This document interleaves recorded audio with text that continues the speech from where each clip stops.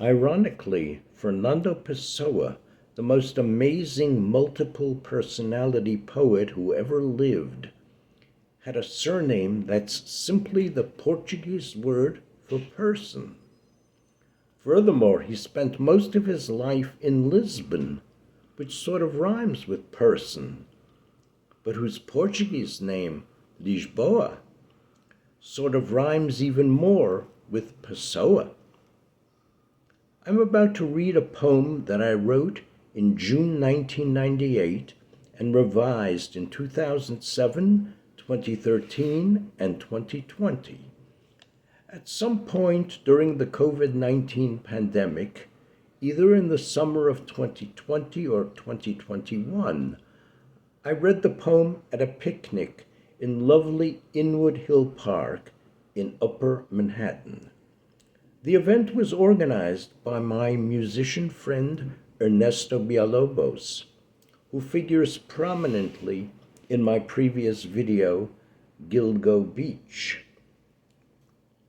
When I read it at the picnic, the poem still bore the title Lisbon Gay Bar Encounter, but from now on the title will be Dreamt-up Hookup with Pessoa in a gay bar in Lisbon.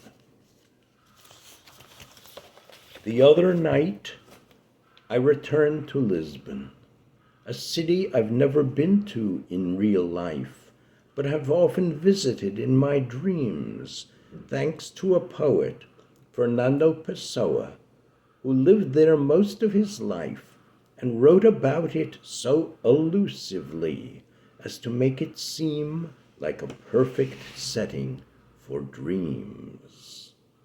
It was foggy in Lisbon the other night, and Pessoa was still alive, and I encountered him there in a gay bar on the waterfront, where gay bars can always be found, whether or not there are sailors. But sure enough, the bar I entered that night in Lisbon had sailors galore, muscle-bound sailors with bare arms who kept flexing their tattooed biceps. But for once I paid no attention to such behavior, heading straight to the back of the bar, where a gaunt figure dressed in black, with wire-rimmed glasses and a thin mustache, was sitting alone at a small table, smoking and drinking. And I sat down beside him and addressed him in English, which I knew had been his second language, and the first language he wrote in. And the first thing I said to him was, "You're Fernando Pessoa, aren't you?" And he replied, "Yes, I am, but please don't tell anybody." And I said, "But don't all these people already know who you are? After all, you're their greatest poet of modern times, if not of all time." And he replied, "But none of these people care about poetry, and if they occasionally happen to quote me, they haven't the faintest idea whom they're quoting, much less that they're quoting someone still in their midst."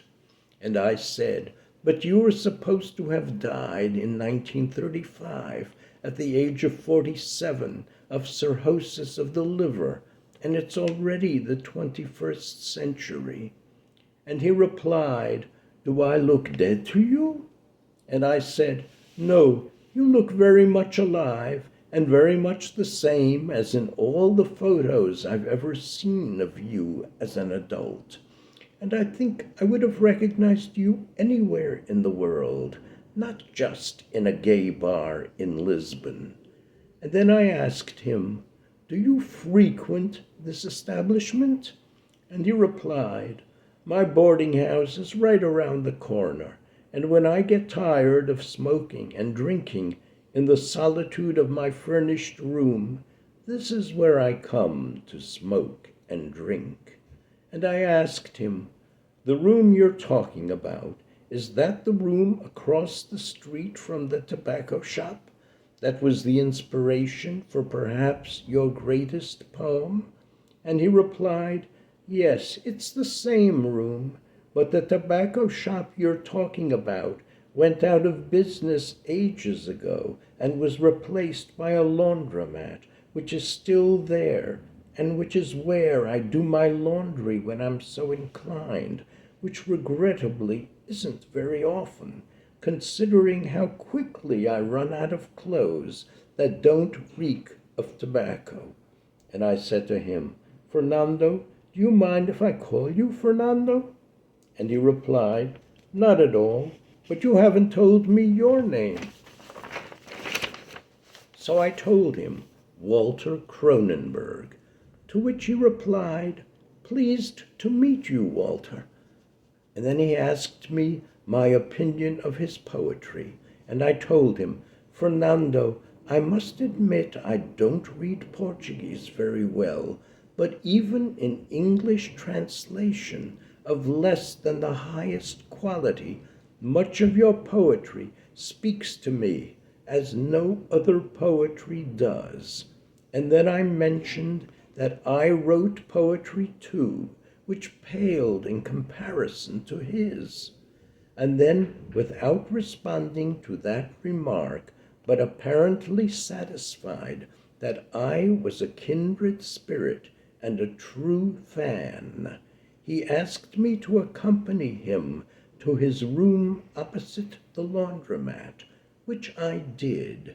And there we had sex, which neither of us particularly enjoyed, because both of us kept flashing back to that waterfront bar with its crush of muscle-bound sailors, the kind of men that both of us fantasized about while jerking off, and that both of us paid to have sex with instead of having it for free with fellow poets and fellow nerds.